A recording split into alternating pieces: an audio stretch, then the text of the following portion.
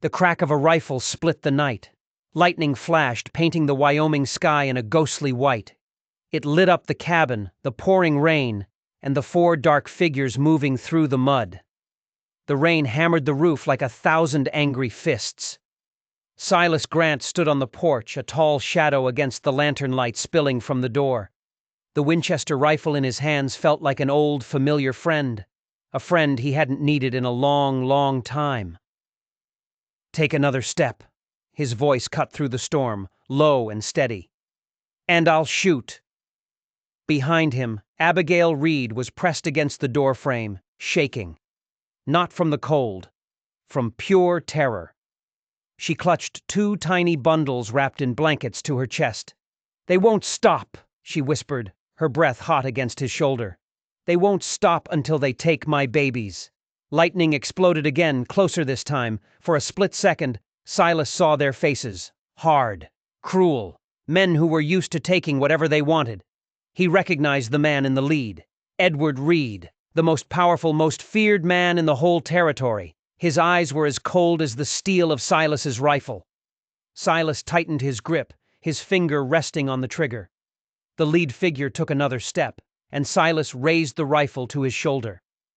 3 months earlier, the setting sun was bleeding amber and gold across the Wyoming prairie. Silas Grant rode his horse toward his cabin, a cloud of dust trailing behind him. He was a former doctor, a veteran of a war that had scraped him clean of faith and purpose. For 5 years, he had lived alone in the mountains, a recluse, a ghost, and he preferred it that way. As his horse crested a small rise, he saw something out of place, a splash of faded blue against the golden grass. A woman. She was crumpled on the ground, her arms wrapped around 2 small bundles. She was soaked, muddy, and barely breathing. Silas pulled his horse to a stop. He didn't want to get involved. He had enough ghosts of his own. But the healer he used to be wouldn't let him ride on. He knelt beside her. He saw the bruises on her pale skin, the dried blood on her temple, the fever burning in her cheeks. Suddenly, her eyes flew open. In a flash, she pulled a small knife from the folds of her dress. "Stay back," she rasped, her voice cracked from thirst. Silas held up his hands, slow and steady. "I'm not here to harm you. You need help." Her eyes, the color of a storm, darted from his face to the horizon. "Please," she whispered, her strength already gone. "Don't take me back to Reed Ranch. They'll take my babies." One of the bundles stirred, letting out a weak cry that tore at something deep inside Silas. He looked down and saw a tiny fist, a newborn. Then the sound of wagon wheels made him tense. An old man, a preacher from town, pulled up. Reverend Blackwood. "Dr. Grant?" the Reverend called, his face creased with worry. "The Lord guided you here today." Silas didn't believe in guidance anymore, but he believed in the dying woman at his feet. As they lifted her into the wagon, the preacher's voice dropped. "That's Nathan Reed's widow," he said. "Nathan died 3 months ago. They say he fell from Silver Cliff." Silas froze. He knew that name. The Reeds owned this territory. They crushed anyone who stood in their way. He had stumbled into something far more dangerous than a simple frontier tragedy. Inside Silas's small, isolated cabin, Abigail Reed drifted in and out of a fever dream. "He didn't jump," she whispered, her eyes wide and unfocused. They pushed him down." Silas pressed a cool cloth to her forehead. "You're safe now. Rest." Her hand grabbed his sleeve, her grip surprisingly strong. "My babies," she pleaded. "They'll take them." "They're right here," Silas assured her, pointing to the 2 tiny infants wrapped in blankets by the fire. She seemed to relax for a moment, but then her eyes grew wild again. "The poison," she gasped, her hand moving to her throat. "In my food. Every day. Margaret. She did it." Silas's blood ran cold. Margaret Reed was Edward's wife, the family matriarch. Abigail was accusing her of trying to murder her. It was a wild accusation, maybe just the fever talking. But when he looked at the strange, patterned rash spreading from her neck, a deep, unsettling feeling took hold. He'd seen this before. A long time ago. That's when an old friend arrived. Josephine Miller, a free black woman who'd been a nurse during the war. She took one look at Abigail, and her face grew grim. "This isn't just poison," she said, her experienced hands checking Abigail's pulse. "It's an infection, and something else." She traced the rash on Abigail's neck. "I've seen this before." "Where?" Silas demanded. Joe's sharp eyes met his, and the look in them made his heart stop. "Charleston," she said quietly. "At the hospital where you worked. Your wife, she had the same symptoms." The world tilted. Silas couldn't breathe. His wife, Rebecca, and their infant daughter, Sarah, both taken by a sudden, mysterious fever 5 years ago. A fever that had looked exactly like this. "What are you saying?" he choked out. "I'm saying this ain't no coincidence, Silas," Joe said, her voice filled with a terrible certainty. "This ain't just a sickness. It's a weapon." The revelation hit Silas like a physical blow. The disease that had taken his family. It wasn't a random act of fate. It was something that could be replicated. Something that could be weaponized. He stumbled outside into the cold night air, his mind reeling. For 5 years, he had been haunted by his failure to save them. Now he was facing the terrifying possibility that he hadn't been fighting a disease. He'd been fighting an enemy he never even saw. He went to town the next day, desperate for answers. He told the local doctor he was researching an old case. The doctor handed him a medical journal. "Maynard's disease," the article read. It described the symptoms perfectly. The rash, the cyclic fever, the cardiac failure. And then he saw it. A footnote. The compound used in this experimental treatment was derived from a rare mountain herb, known to be used by certain Apache tribes in poisoning arrows. Silas's blood ran cold. He looked up and saw Victor Reed, Edward's eldest son, watching him from across the street.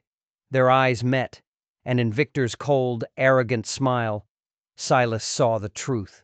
The Reeds weren't just murderers. They were sophisticated killers who knew how to make death look like a tragedy.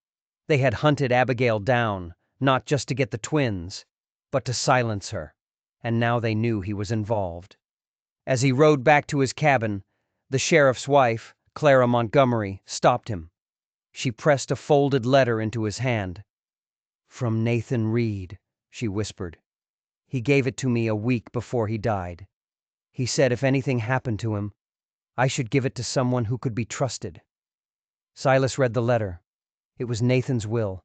It left everything to Abigail and their children, and it named his brother, Victor, as a direct threat to his life. The Reeds had motive. They had means. And now Silas had the proof. But that proof was a death sentence. The Reeds came for them at the church, their faces grim in the flickering torchlight. They had moved Abigail and the twins to the old parsonage, hoping the house of God would offer some protection. It didn't. Victor Reed kicked open the door, his men pouring in behind him. "It's over, Grant," he snarled.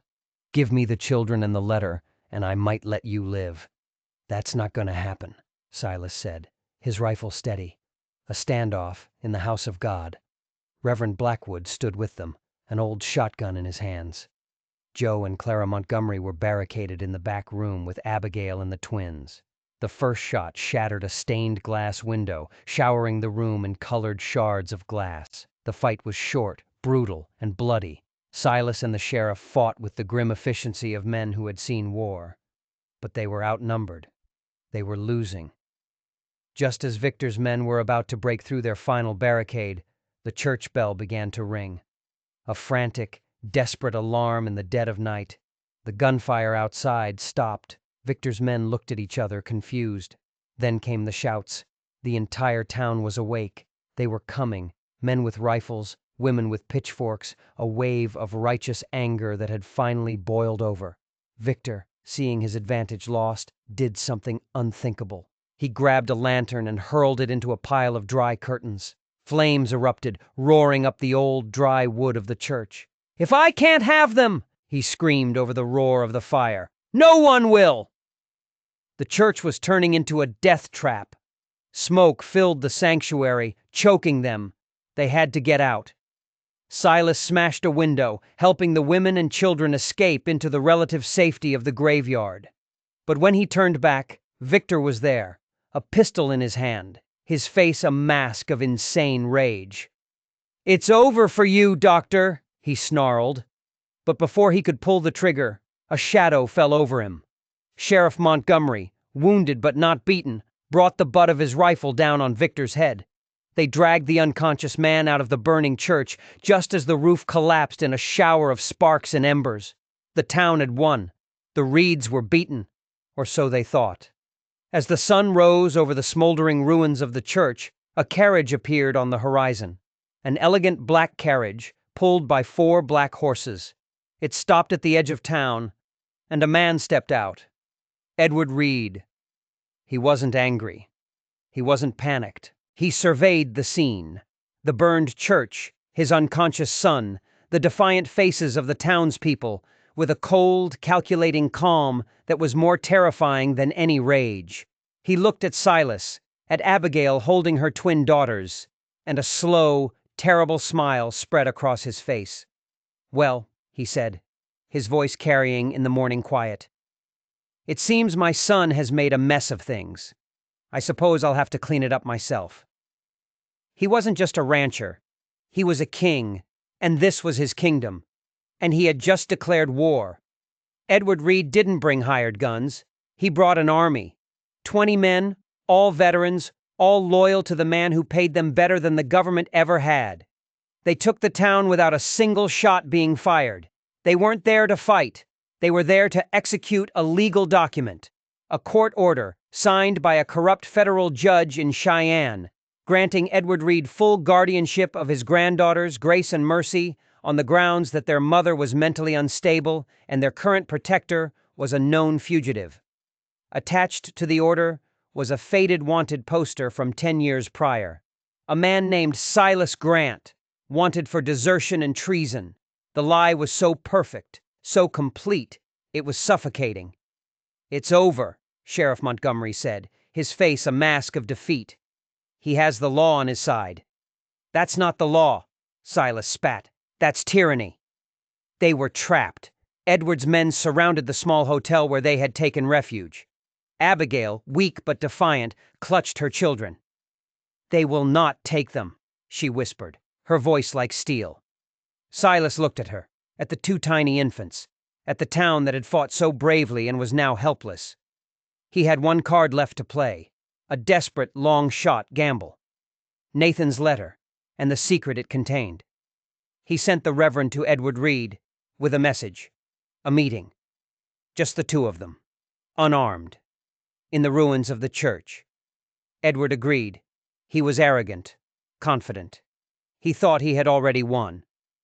As the sun set, they met in the skeletal remains of the church.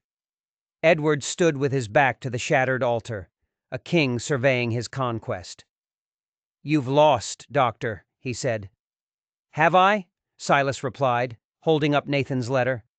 "This says otherwise. It details everything. Nathan's murder, your war crimes, selling smallpox blankets to your own side. I wonder what the federal government would do with this information." Edward's face went pale. For the first time, Silas saw a flicker of fear in the old man's eyes. "That's a forgery," he blustered. "Is it? There's more. Nathan found your ledgers. He told Abigail where he hid them, in a place you'd never think to look. It was a bluff, a complete lie, but it was all he had." Edward's eyes darted around the burned-out church, his mind racing. "Where?" "Give me Abigail and the twins," Silas said, pressing his advantage. "Give them safe passage to Cheyenne, and I'll give you the ledgers." The deal was struck. A tense, fragile truce. Edward wanted his secrets buried more than he wanted his granddaughters. The next morning, under the watchful eyes of Edward's men, a wagon was prepared. Abigail, her face a mask of grief, kissed her daughters goodbye, her tears falling on their sleeping faces. Silas placed the 2 small bundles in Clara Montgomery's arms. "Take them to Cheyenne," he whispered. "Don't stop for anything." As the wagon pulled away, Edward turned to Silas. "Now," he said, his voice a low growl. "The ledgers." Silas smiled, a cold, grim smile. "There are no ledgers, Edward. Nathan never found them." The rage in Edward's face was a terrible thing to see. He drew a hidden pistol from his coat, but before he could fire, a single shot rang out from the hills. Edward Reed crumpled to the ground, a look of stunned surprise on his face. Silas looked up. On the ridge, silhouetted against the morning sun, was a figure he hadn't seen in years, a woman, Josephine Miller, and in her hands was a long-range buffalo rifle. It turned out Jo had her own secrets. During the war, she hadn't just been a nurse. She had been a scout and a sharpshooter for a Union intelligence unit, the same unit that had been investigating Edward Reed's war crimes before the evidence had mysteriously disappeared. The truth came out in a flood. Edward Reed had been a traitor, selling secrets and tainted supplies to the highest bidder. The federal government, embarrassed by the breach, had buried the investigation. Nathan had stumbled upon the truth, and it had gotten him killed. Jo had been quietly gathering evidence for years, waiting for the right moment to expose it all. Abigail's arrival had been that moment. With Edward and Victor dead, the Reed empire crumbled. The land was returned to the small ranchers Edward had ruined. The stolen money was recovered and used to rebuild the town. Months later, Silas stood on the porch of his newly built medical office in the center of Rivercross. The town was alive again, filled with the sounds of construction and laughter. A wagon pulled up, and Abigail stepped out, her face glowing with health, her arms strong as she held her two growing daughters. She had testified in Cheyenne her story, backed by Nathan's letter and Jo's evidence, sending shockwaves all the way to Washington. She walked up to Silas, a gentle smile on her face. "I was told there's a good doctor in this town," she said, "and that he's taking on new patients." He looked at her, at the two little girls who now called him Uncle Silas, and for the first time since the war, he felt the ghosts in his head go quiet. "I am," he said, his voice thick with an emotion he was no longer afraid to feel. "And I think my schedule just opened up." Sometimes a man thinks he's running from his past, only to find that he was running toward his future all along. And sometimes the greatest healing comes not from forgetting what we've lost, but from finding the courage to love what we've found. If you believe that courage can rebuild a broken world and that love is the most powerful medicine of all, then do us a favor and hit that subscribe button. We've got more stories coming that you won't want to miss. Thanks for watching.